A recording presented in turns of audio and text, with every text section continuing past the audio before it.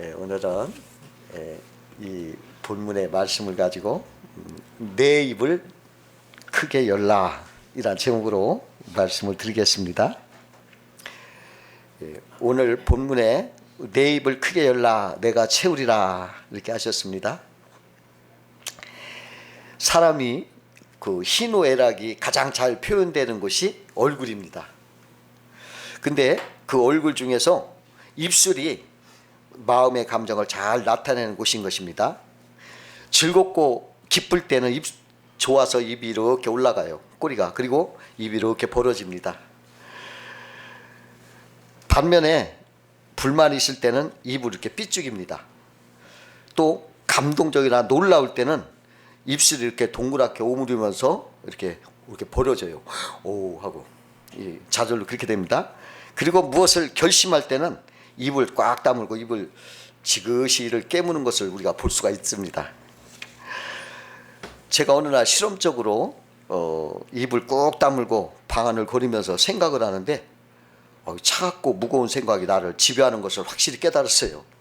그게 안 되겠다 싶어서 입을 열어서 성경 말씀을 이렇게 읊어가면서 주께 감사하고 찬양하며 기도하니까 기분이 훨씬 좋아지고 분위기가 확 바꿔지더니 적막감이 싹 사라지고 기쁘고 마음이 가벼운 느낌을 받았습니다.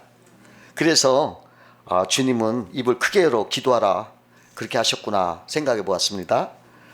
성경에 보면은 초대교회 성도들이 힘써 모이고 떡을 떼며 기쁨과 순전한 마음으로 음식을 먹고 하나님을 찬미하였다 하는 것을 볼 수가 있어요.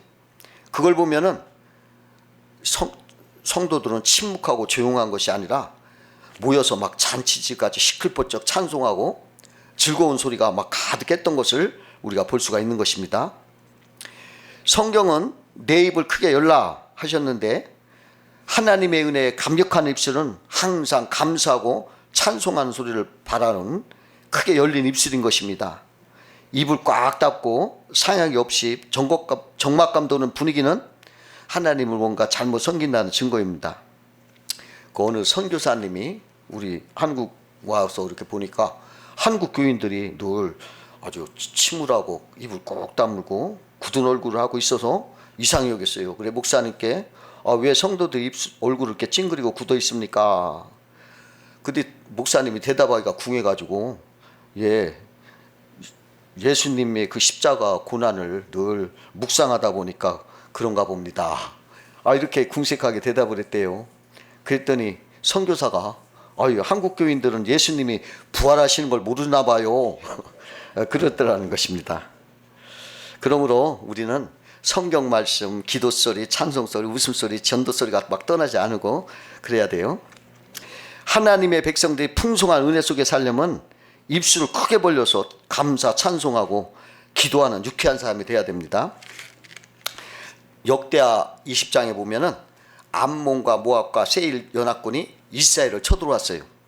그때 여호사밧이 찬양대를 앞세워서 입을 열어 하나님을 찬양하자 적군들이 자기들끼리 막 서로 쳐서 죽이고 들에는 그 적군 시체만 가득했었습니다.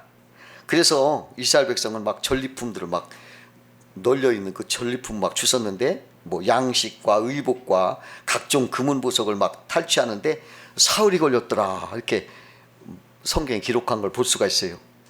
우리나라 말로 손도 안 대고 코 푼 거죠. 크게 입술을 열어서 손해볼 거 없는 것입니다. 그래서 어느 방송에서 나온 기사인데요. 일본 어느 골프장에서 사람들이 이렇게 소리를 내면서 이렇게 알 수 없는 소리를 내면서 골프를 치는데 그렇게 기합을 칠 때 평소보다 18m가 골프공이 더 나간대요. 그리고 학교에서 운동부 학생들에게 띠틀을 넘게 시켜봤더니 3단밖에 뛰지 못하던 아이들이 이렇게 특이한 기합을 누라고 이렇게 하니까 기합을 하면서 이렇게 누니까 야들이 막 4단도 가볍게 뛰고 막 5단도 넘더라는 것입니다. 사람이 소리를 내면요, 이 발음기관, 공명기관, 호흡기관이 동시에 관여하면서 그 떨림과 압박과 파장을 통해서 질병과 노화 방지에 관여한다. 그것을 현대과학이 밝혀냈대요. 여러분 막 시끄럽게 얘기하는 거 괜찮은 것 같아요. 그래서 소리를 내서 기도를 하면 간이 좋아진답니다. 그리고 갑상선이 좋아진대요. 그리고 막 이렇게 몸이 강해진대요. 그러니까 나이가 많이 먹은 분이 막 그냥 달리기를 하더라는 거예요. 그러니까 막 소리 지르는 사람. 그와 같이 우리 영적 생활도 마찬가지예요. 입술을 열어서 하나님을 찬양할 때 악의 세력은 막 무너져 내리는 것입니다. 여리고성도 막 소리 앞에 다 무너졌어요. 그러므로 찬송과 기도가 우리의 입에 끊어지지 않도록 하고 성경 읽는 소리도 끊어지지 않아야 되는 것입니다. 그럼 오늘은 하나님은 내 입을 크게 열라 내가 채우리라 하셨는데 그 의미는 무엇이냐 한번 알아보면서 은혜를 나누고자 합니다. 첫 번째로 내 입을 크게 열라 내가 채우리라 하는 것은 큰 소원과 비전을 가지라 하는 것입니다. 그 어느 임금이 세 아들이 있었어요. 근데 왕이 이제 나이가 먹다 보니까 이제 어느 아들에게 왕위자를 물려줄까 이렇게 고민이 됐어요. 뭐 큰아들 장남에게 물려주면 뭐 그 손쉬운 방법이었지만은 그렇게 하고 싶지 않고 어느 아들이 왕위 자리에 물려받아 잘 다스릴까 그 기량이 있을까 테스트를 해서 그 왕위 자리를 물려주겠다 이렇게 마음을 먹었어요. 그래가지고 왕이 세 아들을 불러놓고 너희들 이 세상 어딜 가든지 가장 귀한 것을 가지고 오면 그 사람을 내가 왕위 자리로 앉히겠다 물려주겠다 이렇게 말하니까 그 큰아들은 어디 가서 진귀한 과일을 가져와가지고 아버님 이것은 아주 귀한 과일입니다. 맛있게 드시기 바랍니다. 근데 그 둘째 아들은 깊은 숲속에서 자라는 신비한 약초를 가지고 와서 아버님 신유한 힘을 가진 약초입니다. 이걸 먹고 다시 일어나시기 바랍니다. 근데 셋째 아들은 빈손으로 돌아온 거예요. 그러니까 임금이 넌 어째 빈손이냐? 그러니까 아버지가 그렇게 말하니까 아버님 저도 무언가 신기하고 귀한 것을 구하기 위해서 저 높은 산까지 올라갔었습니다. 그런데 그 산 너머에 광활한 새 땅이 있는 것을 보고 왔습니다. 새 희망에 불타는 저의 두 눈 이것이 저희 아버지께 드릴 가장 귀한 것입니다. 그러자 왕은 주저없이 그 왕위 자리를 꿈과 비전으로 가득 찬 셋째 아들에게 물려줬다는 거예요.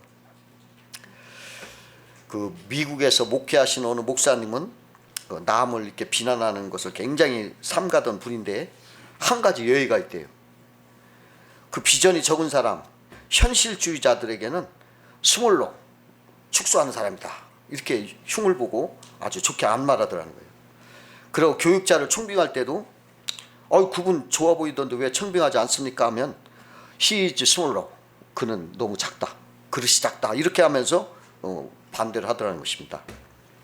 또 다른 목사님은 부교육자를 청빙할 때 그 부교육자가 저 봉급 얼마입니까 이렇게 물어보면 무조건 그 사람은 안 된대.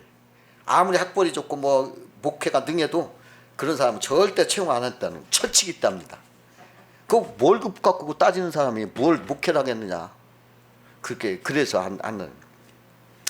현대인들 병폐 가운데 하나가 입을 크게 안 벌린다는 거예요. 왜 큰 그릇이 안 한다는 거예요. 지나치게 현실주의, 합리주의, 안일주의, 안주주의에 그냥 빠져서 있다는 거예요. 그 어느 집 아빠가 퇴근에 집으로 이렇게 가니까 어린 딸이 막 다가와서 아빠 돈 한번 실컷 써보게 돈 좀 주세요. 돈 좀 많이 주세요. 그래요. 그 아빠가 지갑을 열어보니까 지갑에 30만 원 있는 거예요. 그래서 얘가 한 10만 원 이상 달라고 하면 어떡하나 하고 걱정스럽게 하면서 그래 얼마면 네가 실컷 써보겠냐 그랬더니 3,000원 그러대요. 아빠가 웃으면서 딸에게 3,000원을 줬대요. 아빠가 속으로는 10만 원도 줄 수 있었는데 이게 3,000원 그러니까 그냥 줬다는 거예요. 우리 중에도 그 어린 딸처럼 3,000원 하는 사람이 있다는 거죠. 믿음이 작은 것을 성경에서는 완악하다 이렇게 말하고 있어요. 오늘 시편 12절에 보니까 하나님께서 내 입을 크게 열라 내가 채우리라 하셨으나 내 백성이 하나님의 소리를 듣지 아니했다 이렇게 말합니다. 이것은 이스라엘이 하나님을 원하지 아니하고 마음이 완악한 증거다 이렇게 말하는 거예요. 여러분 하나님 앞에 크게 이렇게 그릇을 커야 되겠습니다. 두 번째로 입을 크게 열라 하는 것은 내가 크게 열라 내가 채우리라 하는 것은 주의 구원의 은혜를 크게 소리질러서 찬송하고 그 은총을 누리라는 것입니다. 이스라엘 백성들은 구원의 은혜를 늘 망각하고 늘 원망 불평으로 찌푸리며 살다가 항상 하나님 앞에 징계받는 삶을 살았습니다. 이처럼 하나님의 은혜를 망각하고 감사와 찬양을 입을 열지 않기 때문에 그 은총을 누리지 못한다는 것입니다. 입술은 구원에 관해 아주 중요한 것입니다. 로마서 10장 10절에 보면 사람이 마음으로 믿어 의에 이르고 입으로 신하여 구원을 이루느라 이렇게 말씀하십니다. 마음으로 믿는다는 것이 다는 게 아니라 그걸 입으로 신해서 구원에 이른다 이렇게 말씀하신 거예요. 입으로 신까지 해야만이 이것이 온전한 구원을 얻는다는 것입니다. 그 조선조 숙종 때 그 임금이 평복을 입고 이렇게 민정 시찰을 나갔어요. 저작거리에 이렇게 가보니까 어떤 침통한 표정을 한 선비가 있었어요. 그래서 딱하게 그래서 숙종에 가서 왜 이렇게 그렇게 침울하게 있느냐고 물어봤더니 선비가 나 과거 시험 보러 왔다가 낙방했습니다 그러는 거예요. 숙종이 참으로 안 됐구나. 아무 벼슬이라도 하겠느냐 물었어요. 그러니까 선비가 뉘신지는 모르겠으나 내가 시켜주면 하겠습니다 그래요. 숙종이 야 그러면 군수할래? 하겠습니다. 그럼 판수할래? 하겠습니다. 정승 벼슬을 차례차례 나열하면서 할 수 있는지 물을 때 그럴 때마다 나 하겠습니다 그러는 거예요. 그때 숙종이 마지막으로 그럼 너 임금 자리 좀 하겠느냐 이랬어요. 근데 순간에 숙종의 눈에 불이 번쩍 띄는 거예요. 선비가 나더러 역적지라는 말이냐 하고 숙종의 뺨을 착착 때린 거예요. 그러니까 놀란 숙종의 무관들이 선비를 붙잡고 막 요절을 내려고 하는데 숙종이 아니다 저 사람이야말로 진정한 충신이다. 그래서 그 사람을 벼슬에 올려가지고 놨는데 이 사람이 막 순순장구해가지고 정승반열까지 올랐다고 합니다.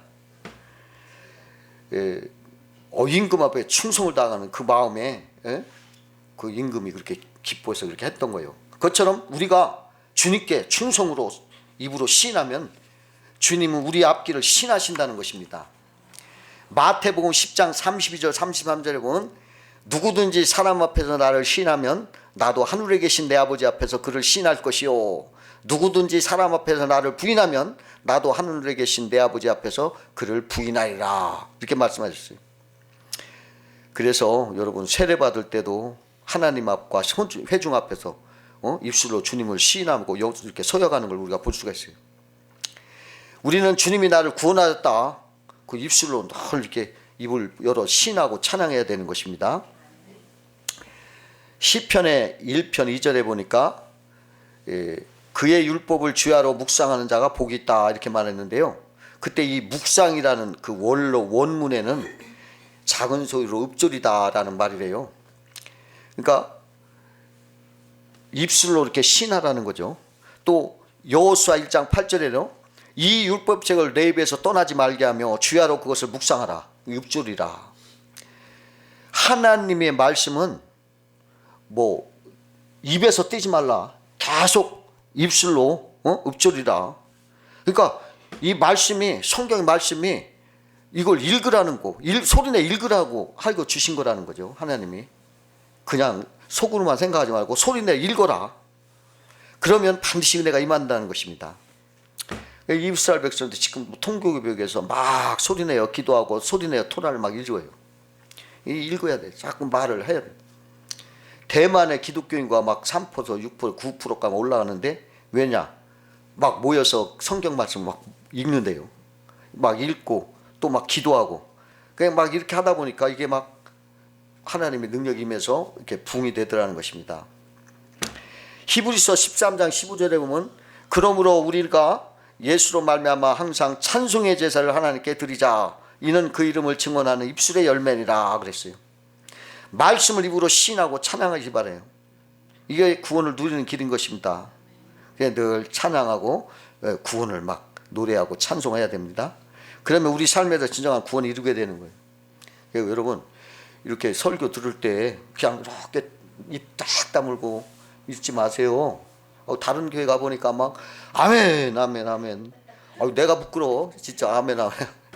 뭐 저렇게까지 하나. 근데 아유 뭐 그러니까 막 서로 덩달아 불이 붙어가지고 아멘 아멘 할렐루야 막 하니까 막 그냥 은혜가 넘니까 목사님이 막 힘이 나고 좋지. 목사가 뭐라고 하든지 그냥 입을 꽉 다물고 그냥 무슨 싸움 하는 것처럼 이러면 아유 이거 힘들어요. 막 아멘 아멘 하세요. 아멘 아멘 아멘 한다고 누가 뭐 흉볼 거 아무도 없어요. 내 입을 크게 열라 내가 채우리라 하는 것은 간절히 적극적으로 기도하면 풍성한 은혜가 채워진다. 간절히 적극적으로 입을 크게 벌어라. 간절해라.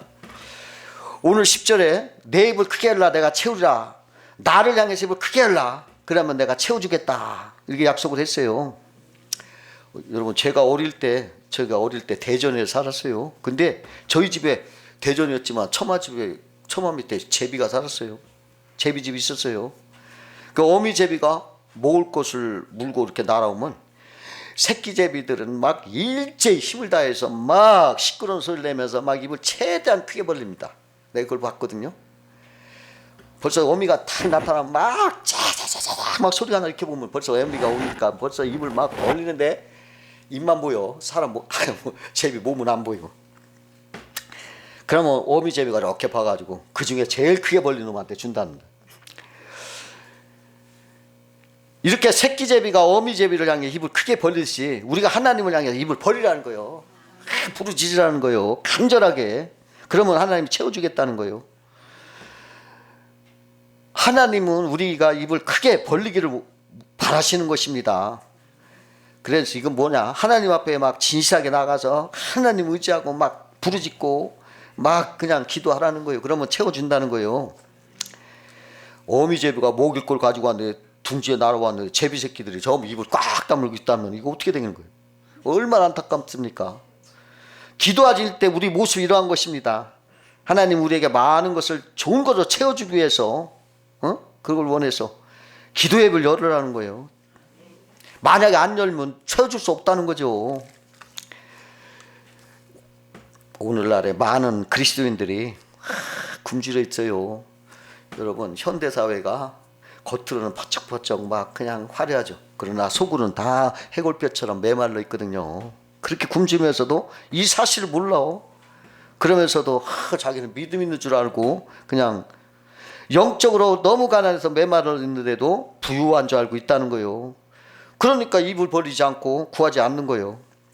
요한계시록에 보면 라오디게아 고인들이 스스로 말하기를 나는 부자라 부유하고 부족한 것이 없다 그랬어요. 그러나 주님은 저들 향해서 곤고하고 가련하고 가난하고 눈멀고 벌거벗은 상태에 있다 이렇게 말씀하시는 거예요. 그 토레이 목사님이 계셨는데 어느 날 어떤 부인이 찾아와서 이렇게 말하는 거예요. 목사님 저는 집회를 많이 참석하고 아무리 기도 많이 해도 하나님 은혜가 실감나지 않습니다. 구원받다는 사실도 실감나지 않습니다. 왜 그럴까요? 이 말을 듣고 토레이 목사님이 이렇게 부인 오늘부터 돌아가서 한 가지 기도만 계속해 하십시오. 하나님 저 자신을 보여주십시오 하고 한 주간만 계속 기도하시기 바랍니다. 그러니까 그 목사님 충고를 따라서 이 부인이 집에 돌아가서 계속 제 자신을 보여달라고 기도만 했어요. 그리고 이 기도를 계속하던 부인이 마침내 자기가 엄청 죄악에 있고 얼마나 그냥 흉악한지 그냥 생각할 수가 없어. 자기 죄악을 보고 그냥 어찌할 줄 몰라는 거예요. 그 죄악에 집어 잔뜩 짊어지고 절망에 빠진 모습으로 일주일 만에 토레이 목사에 와서 목사님 저는 흉악한 죄인입니다. 나의 죄 때문에 도저히 살아갈 자신이 없습니다. 잠시도 못 있겠습니다. 이제 죽었으면 좋겠습니다. 이렇게 말하는 거예요. 이때 목사님이 이제부터 십자가를 보여주십시오 라고 기도하시기 시작하세요. 이 부인이 막 들어가서 막 너무 간절하게 하나님 하고 십자가를 좀 알려달라 하고 기도를 간절히 했어요. 그때 그 부인이 십자가 의미를 깨달지 시작했어요. 내가 내 죄 문제를 해결할 수 없구나. 내가 무슨 도덕이나 내가 노력이 결단이 나를 죄에서 자유하지 못하고 오직 예수님의 십자가의 보혈로 나를 깨끗게 하고 그를 믿을 때 내가 구원을 받는구나. 그 죄에서 벗어나는구나. 예수님이 십자가에서 나의 죄를 대가를 치르셔서 보배 피를 흘렸기 때문에 내가 용서받는구나. 이것을 그냥 확실히 깨달은 거예요.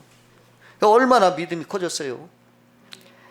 그 부인이 목마른 사슴처럼 아우 이 죄에서 나를 구해달라고 갈급하게 입을 열어 하나님 앞에 구했을 때 하나님은 그 구원의 은혜를 채워주신 거예요. 내 입을 크게 열라 내가 채우리라. 주님은 입을 여는 자를 채워주시를 기뻐하시는 겁니다. 가장 갈급한 사람, 가장 간절한 심령으로 찾으면 그분을 만나주시고 그 심령의 은혜를 채워주시는 것을 우리 알아야 되겠습니다.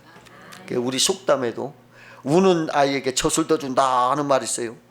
막 울며 부르짖는 자에게 하나님이 더 힘써주시고 더 채워주시는 거예요. 하나님이 우리를 구원해 주시려고 독생자까지 주셨다는 거죠. 그래서 바울은 자기 아들까지도 아끼지 아니하시고 우리 모든 사람을 위하여 보내주시니까 어찌 아들과 함께 모든 것을 우리에게 은사로 주시지 않겠느냐.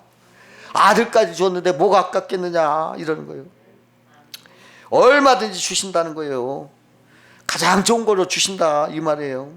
그래서 구하라는 거예요. 찾으라는 거예요. 두드리라는 거예요. 열린다는 것입니다. 입을 크게 열어 간절히 기도하면 풍성한 은혜로 우리에게 채워주신다 약속을 하신 것입니다.